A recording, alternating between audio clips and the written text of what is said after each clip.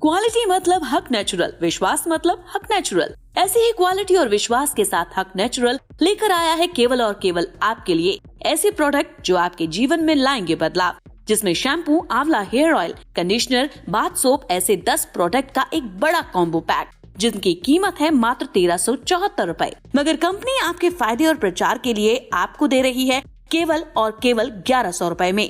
जी हाँ, केवल 1100 रुपए में। और इतना ही नहीं, कंपनी इसके साथ आपको दे रही है एक फेशियल किट बिल्कुल फ्री, जिसकी कीमत है 895, जो आपके चेहरे पर लाएगी सुंदर और नेचुरल निखार। तो आज ही ऑर्डर करें और अपने हक के साथ हक से मांगे हक प्रोडक्ट। देख रही हूँ कि लोग बाग शर्मा, गुप्ता, वर्मा ये बड़े शान से लगाते हैं, ब्राह्मण का छोरा, इस तरीके के प्रचार भी पूछा जाता है मैडम यहाँ। हाँ, सरनेम पूछा जाता है, जिससे कि आपका जाति। दलितों में शिक्षा का आना काफ़ी नहीं है।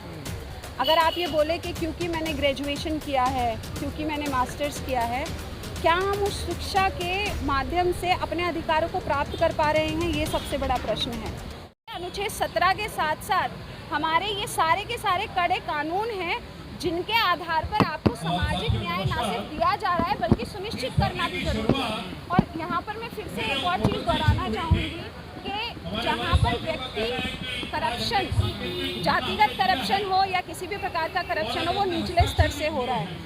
जब तक निचले स्तर पर यानी कि पुलिस प्रशासन में इस प्रकार का भाव नहीं आएगा कि उनके पास आने वाला व्यक्ति सिर्फ और सिर्फ भारत का नागरिक है, पीड़ित है, अपने प्रति हुए किसी भी प्रकार के अपराध के लिए वह कानून का संरक्षण चाहता है, उसी को ध्यान में रखते हुए यदि वो रिपोर्टिंग नहीं करेंगे तब तक ये सामाजिक समानता स्थापित नहीं हो सकती। हम लोग बड़ी बड़ी बातें करते हैं, विश्वगुरु बनाने की बात करते हैं। अगर एक दलित मूंछ रख लेता तो उसकी हत्या कर दी जाती है, घोड़े पर बैठता तो हत्या कर दी जाती है।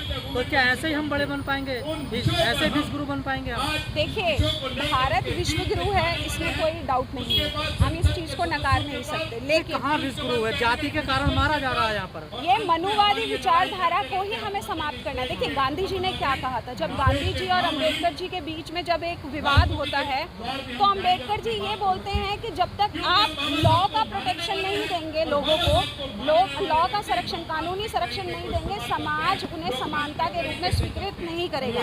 वहीं पर गांधी जी ने ये बोला था कि किसी भी व्यक्ति को आप डंडे के जोर पर समानता कागजी आधार पर दिला सकते हैं, लेकिन अगर आपको मानवीय स्तर पर समानता दिलानी है तो हृदय में परिवर्तन आना जरूरी है। और यह हृदय में परिवर्तन तभी आएगा जब मानव का मानव से जुड़ाव होगा। और रही विश्वगुरु बनने की बात, तो विश्वगुरु बनने के लिए भारत निश्चित तौर से आगे बढ़ रहा है, लेकिन हमें इस जातिगत व्यवस्था को बिल्कुल पूरी तरीके से हटाना पड़ेगा। ना सिर्फ हटाना पड़ेगा, इसको इम्प्लीमेंटेशन में भी लाना पड़ेगा। जितने भी लॉज बने हैं, ना सिर्फ उनको हमें गड्डियाँ नहीं बनानी। मनोवाद हावी हो रहा है देश में।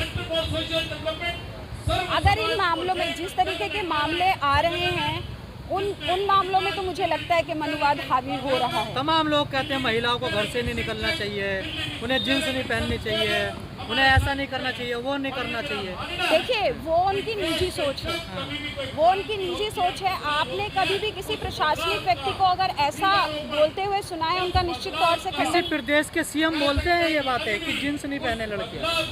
देखिए, वो उनका अपना पर्सनल व्यू हो सकता है, जिसके बारे में शायद मुझे नहीं बोलना चाहिए। कपड़ों से किसी भी व्यक्ति को अगर आप जज करेंगे तो वो सही नहीं है। देखिए, भारत का इतिहास वीरांगनाओं का रहा है। तमाम लोग कह रहे हैं जो माहौल देश में चल रहा है वो मनुस्मृति की तरफ बढ़ रहे हैं लोग। नहीं, आप ऐसा पूर्ण रूप से नहीं कह सकते, लेकिन बल व्यवस्था लागू करना चाहते हैं कुछ लोग इस देश में फिर दोबारा।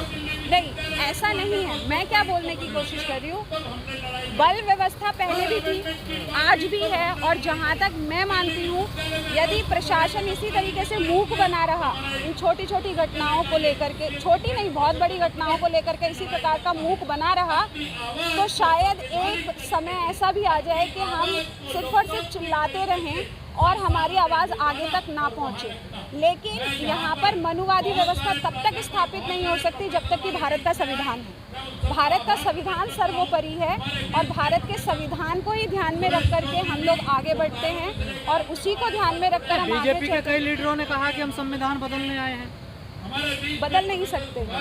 हमारे यहाँ पर सुप्रीमेसी ऑफ जुडिशरी है और सुप्रीमेसी ऑफ जुडिशरी स्पष्ट रूप से ये बोलती है कि अगर कहीं पर भी मुझे ये लगेगा कि संविधान में आप मेरे संविधान के साथ छेड़छाड़ करने की कोशिश कर रहे हो तो मैं उसको नल अवॉइड कर सकती जुडिशरी पर भी आरोप लगते हैं, वो भी संधि के घेरे में रहती है हमेशा जुडिशरी। देखिए लेकिन किसी भी प्रकार का उसने ऐसा निर्णय तो नहीं दिया जिस प्रकार से अगर हम संदिग्धता की श्रेणी में भी कई उनको फैसलों पे बड़े आरोप लगे हैं, बड़ी आलोचना हुई है। वो आलोचना एक जो केरला का जो केस था मुझे याद है, उस पर जो आरोप दिया था वो सिर्फ और सिर्फ इस चीज़ को ध्यान में रखते हुए दिया था कि बहुत सारे फेक केसेस आ रहे थे। लेकिन हमारे यहाँ पर रिव्यू सिस्टम भी है। ज़रूरी नहीं है कि जो जज ने जो जजमेंट दे दिया वो रिव्यू नहीं हो सकता, रिव्यू तो हो सकता है। इसीलिए मैं मानती हूँ कि भारत में मनुवाद तो कभी हावी नहीं हो सकता जब तक भारत का संविधान है। ये मनुवाद नहीं है कि 8 साल के बच्चे की एक मटका छू लिया तो उसकी हत्या कर दी पीट कर। वो कहीं ना कहीं उस प्रकार की सोच में जन्मे हैं जिस प्रकार का। देखिए मैं अगर अपने सरनेम के आगे हमेशा ये लगाऊंगी, आजकल मैं ये भी देख रही हूँ कि लोग बाग शर्मा, गुप्ता, वर्मा ये बड़े शान से लगाते हैं, ब्राह्मण का छोरा, इस तरीके के प्रचार भी पूछा जाता है मैडम यहाँ। हाँ, सरनेम पूछा जाता है जिससे कि आपका जाति का पता चल जाता है।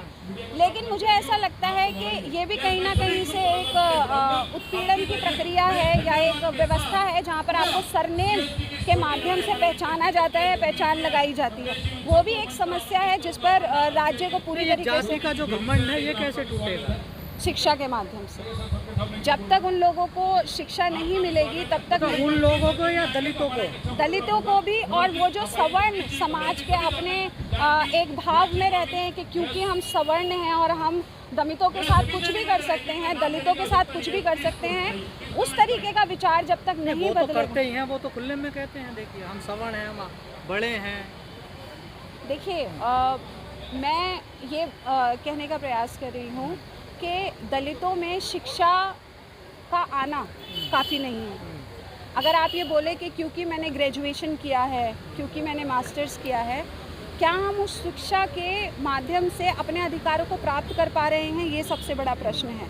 आरटीआई सिंपल सी चीज़ है। देखिए मैडम, आप कितनी पढ़ी लिखी हैं, चाहे पीएचडी एमफिल कुछ भी है, लेकिन एक अनपढ़ पंडित आपको छोटा समझेगा अपने सामने।